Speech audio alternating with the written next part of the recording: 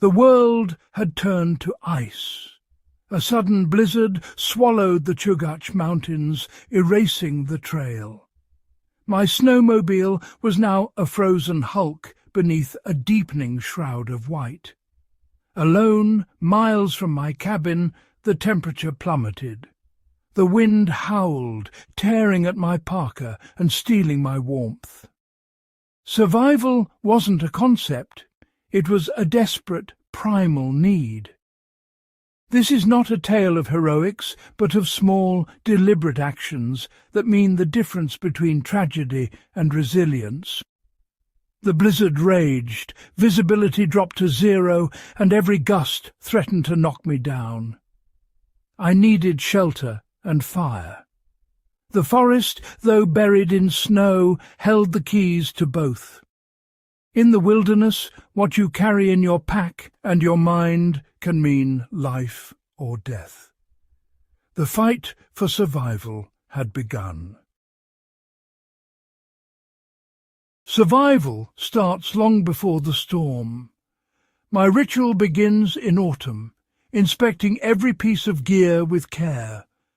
My parka, boots and pack are checked and repaired. Even a small hole can be deadly. I waterproof my boots, pack high-energy food, and include a metal cup for melting snow. Never eat snow directly. A first aid kit, tailored for winter, is always ready. My snowmobile is serviced, but I know machines can fail. Preparation is mental as much as physical. I study maps, mark landmarks, and always tell someone my route and return time. On that blizzard day, these habits calm my panic. I knew my gear, its purpose, and my plan. The first step, find shelter from the wind. Preparation is a mindset, not a checklist. Every item in my pack serves multiple purposes. The real test begins when the storm hits. My mind, trained by years of ritual, did not freeze. I methodically worked through my survival steps. The preparation was done. Now it was time to act. Even the best plans must adapt to the wild. The wind was a wall of ice. I found a depression among dense spruce, their snow-laden boughs shielding me. This would be my home for the night. My next task, fire. Without it, I'd become another frozen casualty. I search for paper birch, a beacon in the storm. Its bark, waterproof and oily, catches a spark even when wet. I peeled thin sheets, careful not to harm the tree, and tucked them away. For kindling, I snapped dead twigs from spruce branches, dry, protected, and perfect for fire. I built a graded pile of fuel from needles to thumb-thick sticks. Kneeling in the snow, I shielded my workspace, fluffed the birch bark, and struck my ferro rod. A shower of sparks, a hesitant flicker, then a tiny flame, fragile but alive. I fed it carefully, coaxing it to life. Fire is hope in the wilderness, the challenge. Could I keep it alive through the night? Every step was deliberate, every resource precious. The forest provided, but only if I respected it. In the wild, fire is both a tool and a companion. Tonight, it was my lifeline. A small flame is precious and hungry. I built a teepee of twigs, letting air feed the fire, then added larger sticks, patient and careful. To make the fire last, I used an old trick, the Swedish fire log. I found a dry log, cut it into quarters without splitting it through, and set it upright. Hot coals and wood chips dropped into the cuts created a self-feeding furnace. The log burned from the inside out, providing hours of warmth and a flat surface for melting snow. This single log was light, heat, and hope. With the fire steady, I could rest and conserve energy. The night was long, but now I had a fighting chance. With fire established, shelter was next. I carried a mylar space blanket, light, reflective, and vital. Using paracord, I rigged a lean-to against a spruce branch, anchoring it with sticks. The silver side faced the fire, reflecting heat back onto me and trapping warmth. Snow piled against the sides insulated the shelter, blocking wind and sealing gaps. Spruce boughs and the snowmobile's foam seat insulated me from the frozen ground. My improvised home was simple but effective, a fortress against the storm. Comfort in the wild is survival, not luxury. The shelter, fire, and resourcefulness kept me alive. The storm raged on. My fire log burned low. I needed more resources. The dead snowmobile became a treasure trove. I salvaged the foam seat for insulation, gasoline for fire starting, and rubber tubing as a straw or bellows.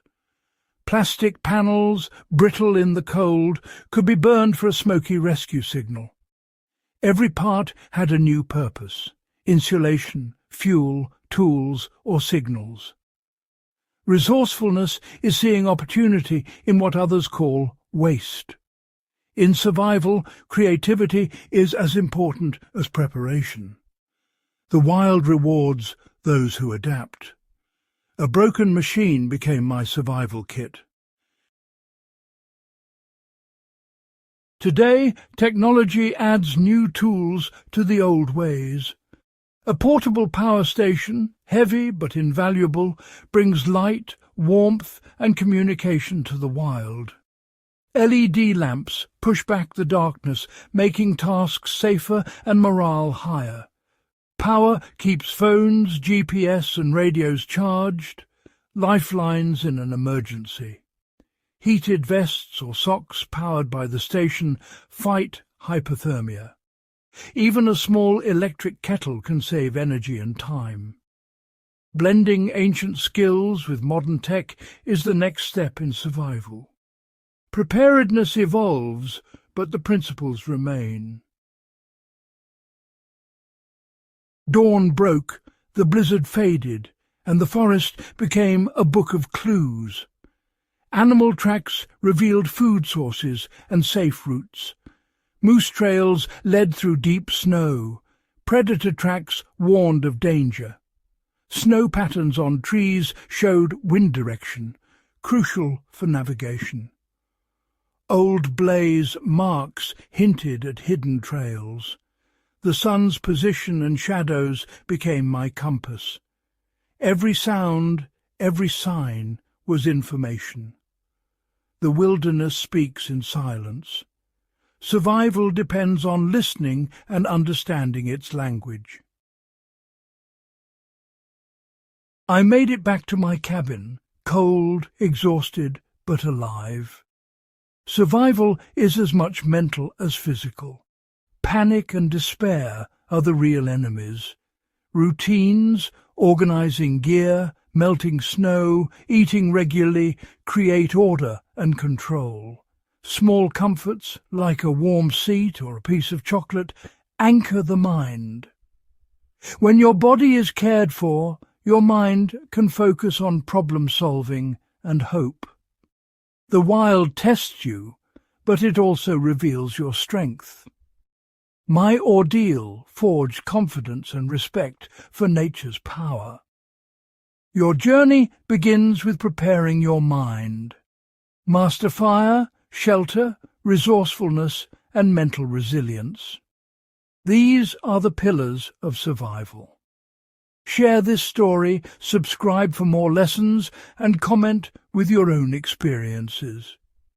Next time, we'll explore finding water in a frozen world.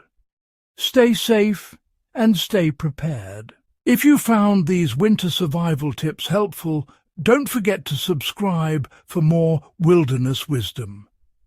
Tap the subscribe button and join our community of adventurers. Your journey into the wild is just beginning. Let's explore, learn, and thrive together. See you in the next adventure. Visual dynamic subscribe animation. Bold red subscribe button pulses on screen, surrounded by animated pine trees, snowflakes, and a flickering campfire. Friendly icons pop up, a bell, a thumbs up, and a comment bubble, all encouraging engagement.